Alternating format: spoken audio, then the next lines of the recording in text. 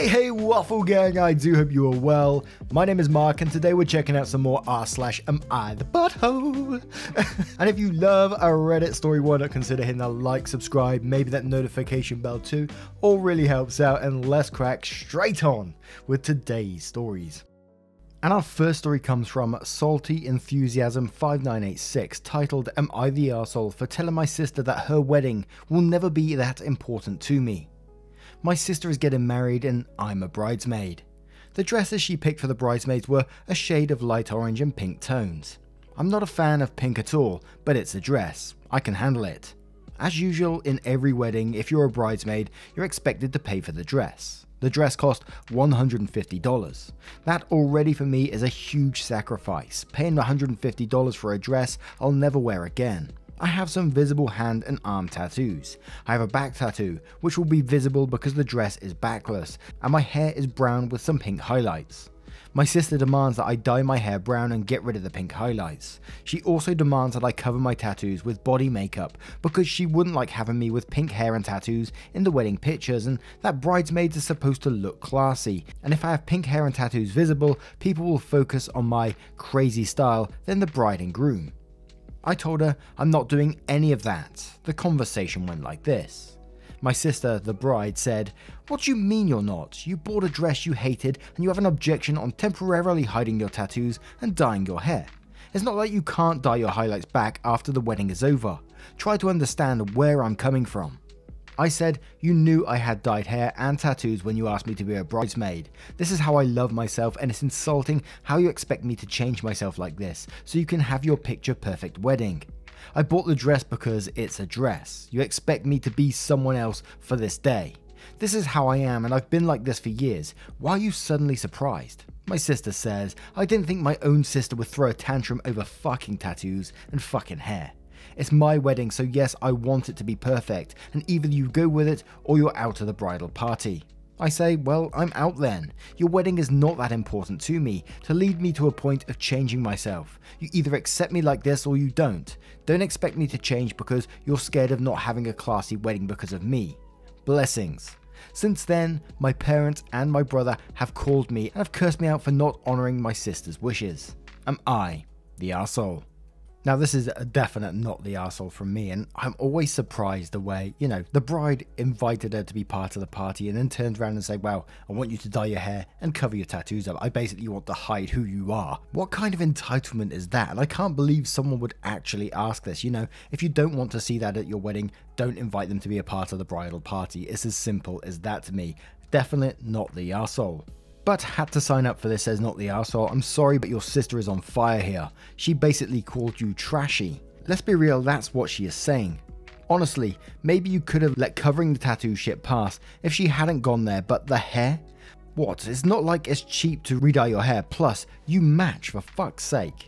And OP replied saying, "I spent hundreds to simply redye my roots and do a simple touch up. If I have to redo this whole thing, add bleach to the mix, and it's getting more expensive. Plus, I can't trust any hairstylist to do my hair because some stylists have burnt my hair before."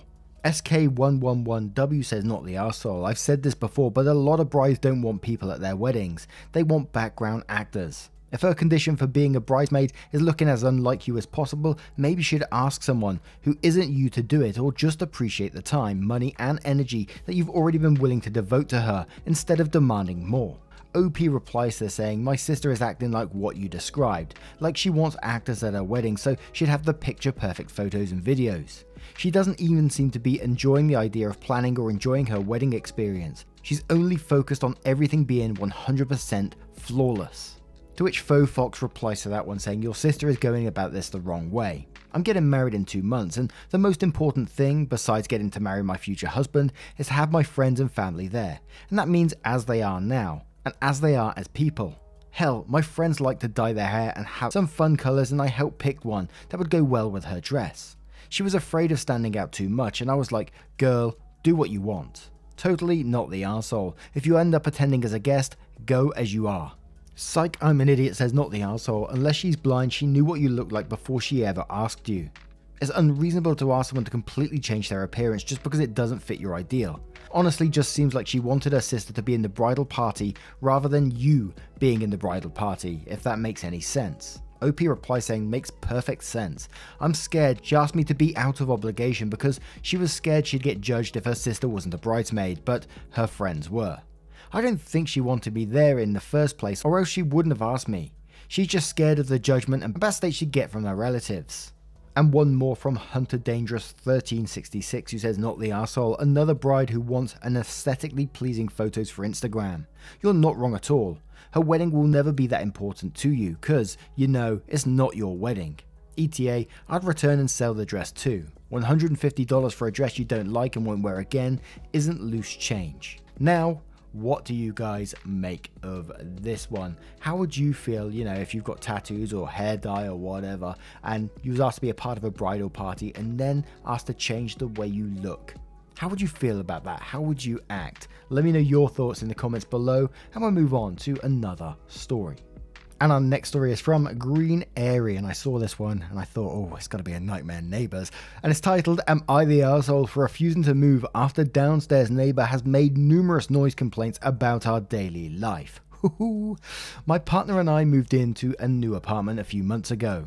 Our first week there, the landlord called to tell us that she received a noise complaint from our neighbour who lives on the floor below us, saying that there was a lot of loud thuds coming from our apartment.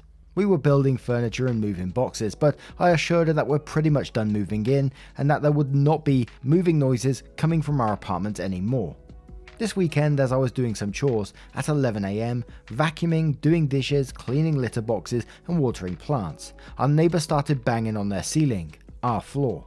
Sure, I was having to step on and off a chair to reach the plants, but I'm not stomping or jumping on the floor. To be fair, the walls and floors are thin. We can hear our neighbours above us who like to play music really loud, but we understand this is just a side effect of apartment living. It's not like you can expect silence. My partner and I are quiet, respectful and considerate. We would never go out of our way to be extra loud and annoy our neighbours, although this lady makes me want to buy a trampoline to bounce on at all hours of the day. She submitted another noise complaint about us to our landlady last week as well. I really can't understand what her problem is. My partner and I both work 60-hour work weeks, so we are never home, and if we are working quietly on our computers most of the time. It is almost as if she would prefer that we don't exist, but since I cannot grant that request, I don't know what to do. Are we the arseholes in this situation? I cannot imagine that our day-to-day life can be bothering this lady as much as she insists.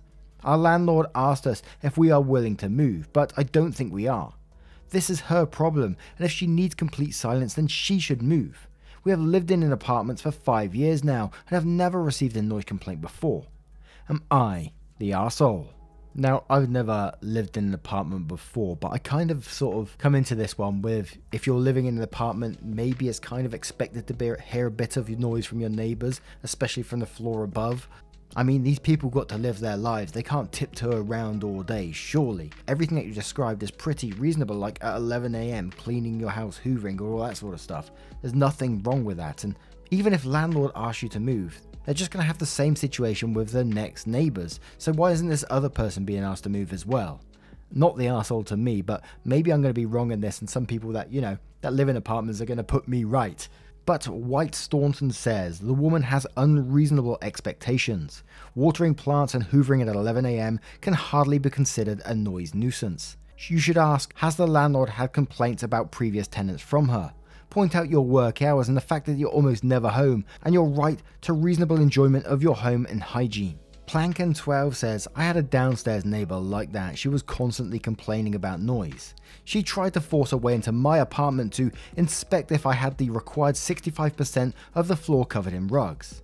I think the point the management company stopped listening to her was when she had twice complained about loud partying in my unit, and I could prove I was not even in the state. I also filmed her banging on my door, yelling for me to stop stomping around as I was walking into the building after work. Unless there was a ghost, no one was in my unit to stomp. I changed jobs and ended up spending most of my time at my boyfriend's house as he was closer to my new office. After 6 months of me not living in my place, I moved out. When I went to grab my security deposit and drop my keys, the girls at the management company told me crazy lady in 1D was at it again. She started complaining on day 3 of the new guy moving in.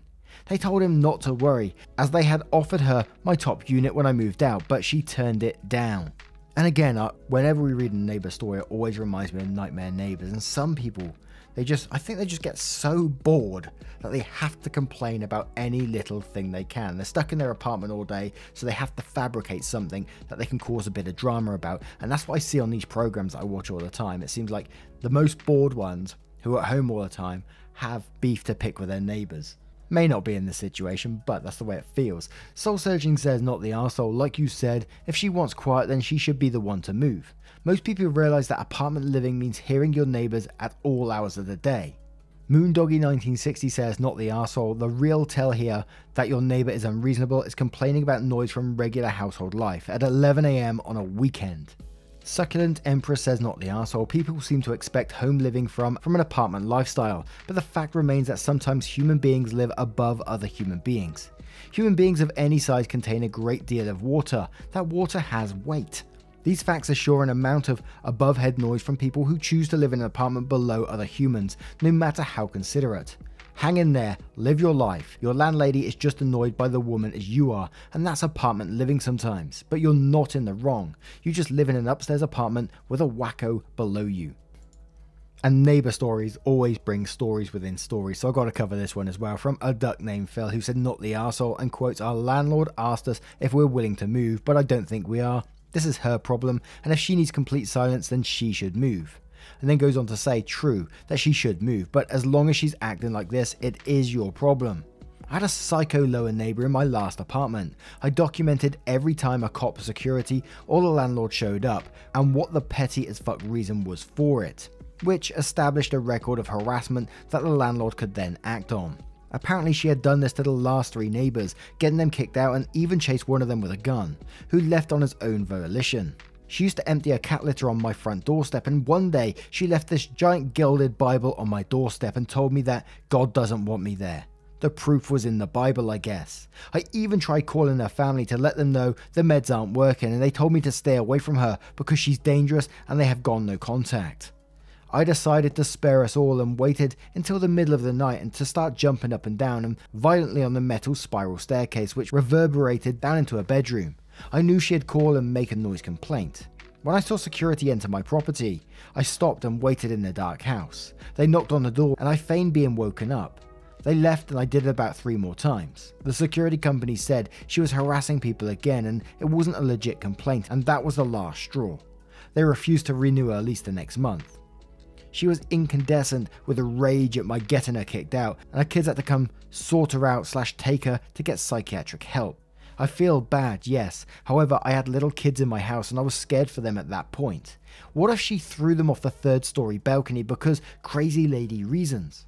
My kids were quiet and that was never one of those things she complained about, but I wasn't taking any more chances. The rest of the neighbors were overjoyed. Keeping records gave the property what they needed to oust her.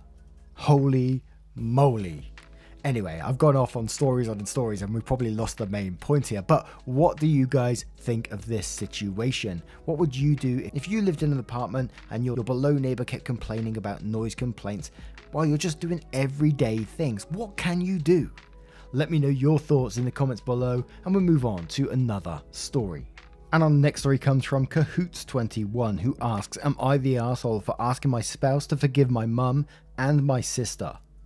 I've been married to my wife for 8 years. The very first day my family met her, my mum turned her back to her and ignored her, and my sister came out asking if she was ever going to see the triplets again. My ex-girlfriend had kids from a previous relationship. I was so damn pissed and embarrassed, but my SO handled it like a champ and acted like nothing. When we got home, she cried and was really disappointed.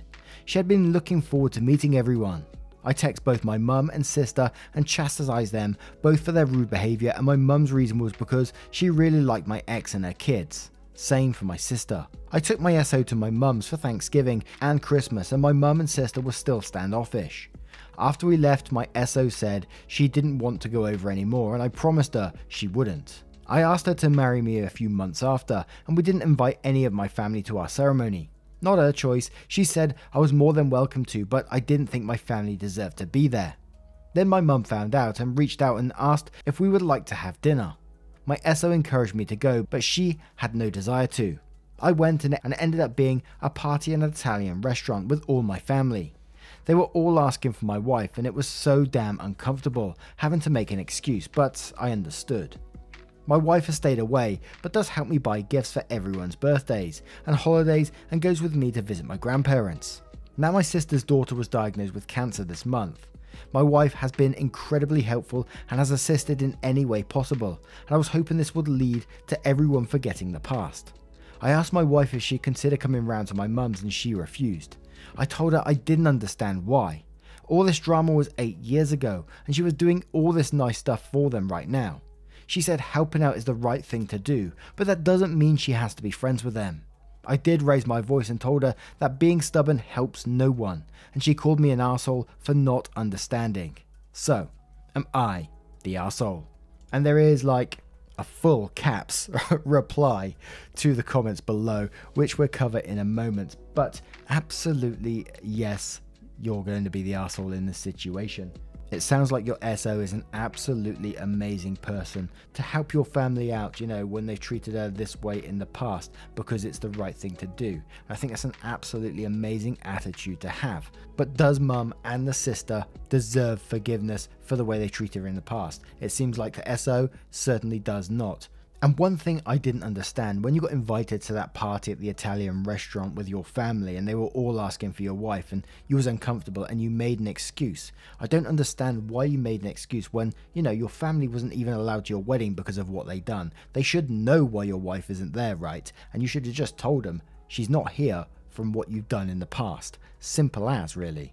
And I know it's difficult with family, but they should know the truth so they can understand what they've done. And I'm pretty sure they must already know. Come on now.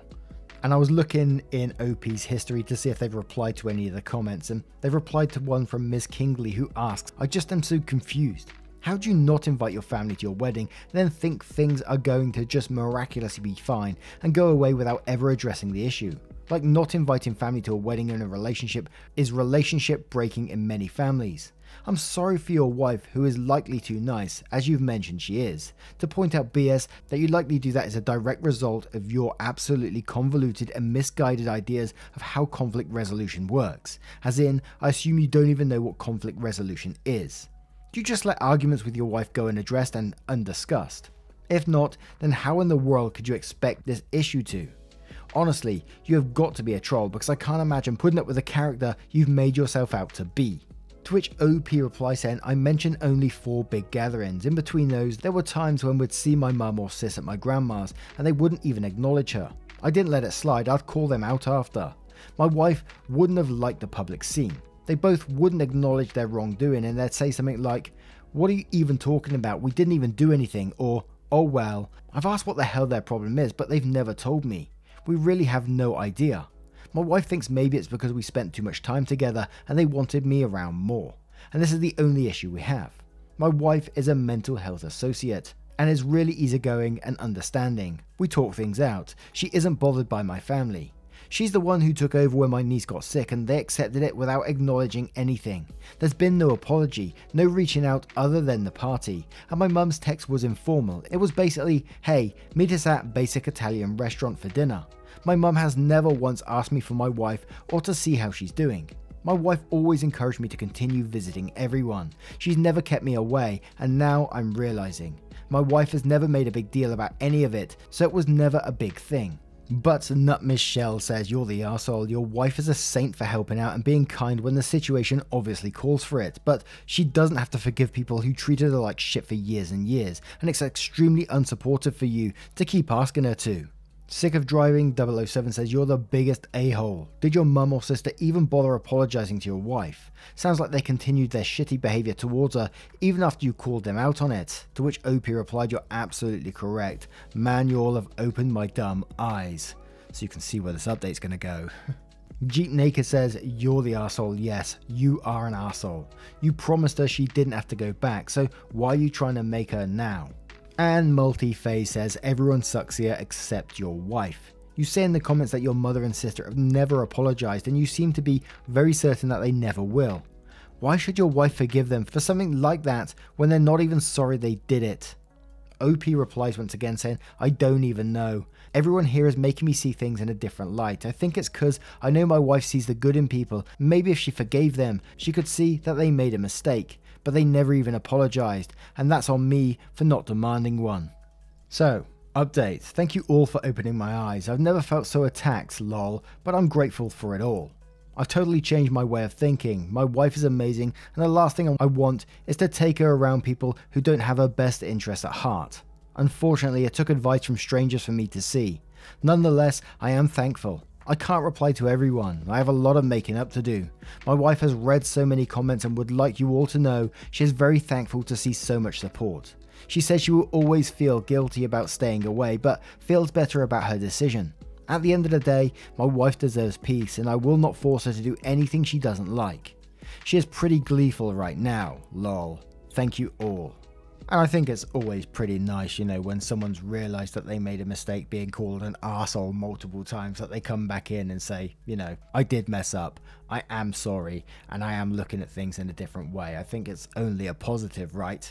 But let me know what your thoughts are on this story in the comments below, and we'll move on to another one. And our next story comes from Depressed Side 3077, who asks, am I the arsehole for breaking my promise to my husband and letting others meet our newborn before him? I, female 25, moved away from my town and to my husband's, male 32, hometown after we got married. The main reason is because he suffers from a medical chronic condition and needs to be near his family.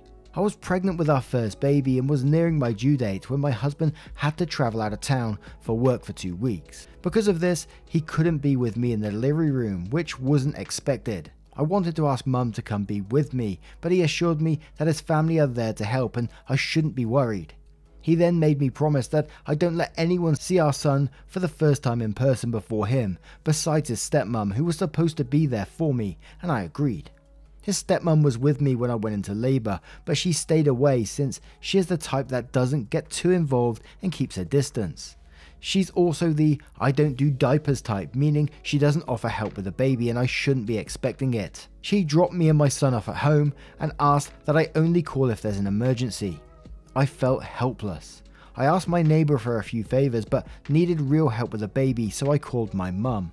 She knew I'd just given birth and asked if she could come help me, and she drove 4 hours to come stay with me.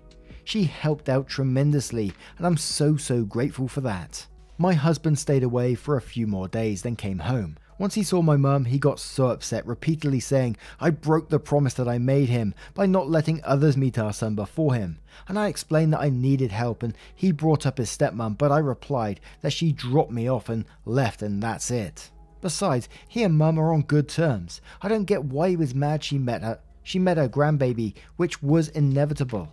He said it wasn't about Mum since it could have been anybody else, but it was about me disrespecting his wishes and breaking the promise I made. He reminded me that he's also the parent and gets a say too. At this point I said he was overreacting, but he replied that I forever tainted the memory of his son's birth and broke his trust and proved to him that my word is worth shit now. Mum tried to give us space, but I said she did nothing wrong. She came to help after his stepmom left, so I can't be blamed for asking for help. He told me to stop giving him excuses and admit I wronged him with what I did, and then started avoiding me, and I just kept focusing his attention on our son. He keeps acting cold towards me, calling me a selfish promise breaker and expecting me to make it up to him. He wanted an apology, but I haven't given him that yet. Am I the arsehole? ETA, we did talk to each other on the phone several times, and he already knew that his stepmom refused to stay with me and told me to just call if something happens. But I didn't tell him about calling my mum, knowing how he'd react, and decided to wait till he got home so we could talk about it. Now, I don't know if it's going to be an arsehole-ish thing with what I'm going to say. Surely, if he knew the due date, if he doesn't get some sort of paternity leave, he could have booked those days off anyway. Any work that I would have been with, and again, it may be an arsehole-ish thing to say because I guess not all workplaces are like this, but any workplace I've ever been with would have automatically allowed you to have that time off if you needed it, if your baby was due around that time when the baby is born. So to me, everything he was saying in this doesn't bloody matter, because even when the baby was born, the husband still stayed away for a few more days, then came home. And instead of coming home and thinking, thank God my wife, my baby is safe, they're being looked after by people that love them, you come home and throw a little hissy fit that you didn't get to see the baby first and tainted the birth of the child, quoting the Post, even though he wasn't bloody there to begin with, the cheeky so-and-so. Not the arsehole from me, I'm going off on one here. Cake Eating Rabbit says, not the arsehole, he prevented you from organising help for yourself. He didn't come home after the birth. My SO would be single, and I mean that. Crock of Pot says, he needs to live in his hometown because of a chronic medical condition, but goes out of town for 2 weeks when his kid is being born. Like, I know there are some professions where that would be a thing, but the imbalance there leapt out at me. What about your needs? What about your recovery? Your husband is isolating you at a time you need support most, not the arsehole. Spam says, not the arsehole, but your husband is for so many reasons. The best part is that he thinks it tainted the memory of his son's birth. He wasn't even there, so he has no memory of it and thus has no say in how you wanted things handled. Zero. Nada. OP replies saying, I agree that what he said hurt me deeply. He managed to make me feel as if I betrayed him, though I was hesitant about making this promise to him. Now I regret it, but as a first-time mum, I didn't really know it was going to be hard. Yes, I already communicated with him after his stepmom declined to help, but didn't tell him I called mum thinking we'd talk about it in person. But he didn't take it well, even after I explained so. Kajolta replies to that one saying, you didn't betray him, he betrayed you. As your partner, he should have been there with you in the delivery room, not a stepmom. No work is more important than being with your partner when they're going through such an incredibly important experience. He betrayed you a second time when you let him know that his stepmom wasn't helping and he didn't jump on the next plane to come back. He betrayed you a third time when he refused to see the situation from your side and instead chose to gaslight and emotionally abuse you. OP, you are not the arsehole and you deserve so much better than this. And let's have one more from Dig Dug Dog Done, who says, just wow. You know, they say a classic sign of an abusive, yes, I'm going there, partner is they try to separate you or shut out your family. Think coal miner's daughter. My eyebrows were raised when OP said they wanted their mum at the birth and her husband said no. For what reason? This already shows there was a problem well before OP broke her promise. All the husband cared about when he got home was focusing on berating the mother of his firstborn, not the joy of creating a family or having a new child. I have a suspicion there are and were a mounting of other issues with this guy, his family, and their marriage that she's not mentioning, or at least not acknowledging. Not the arsehole, but definitely there's more here. Now, what do you guys make of this situation? Put yourself in OP's shoes. How would you feel in that situation? Let me know your thoughts in the comments below and your thoughts on all of today's stories if you choose to share them. A huge thank you for spending your time with me today. If you've made it this far, let me know what you're doing whilst you're listening. As always, I absolutely love to hear it. It's one of my favorite things whilst listening. And as I always say, I don't mean it in a big-headed way, but to think that, you know, my voice is in lots of different countries and places, people flying planes, driving trucks. It's absolute madness, isn't it? Thank you so much for your love, your support, and your time, and I will see you in the next one. Take care, guys. Much love.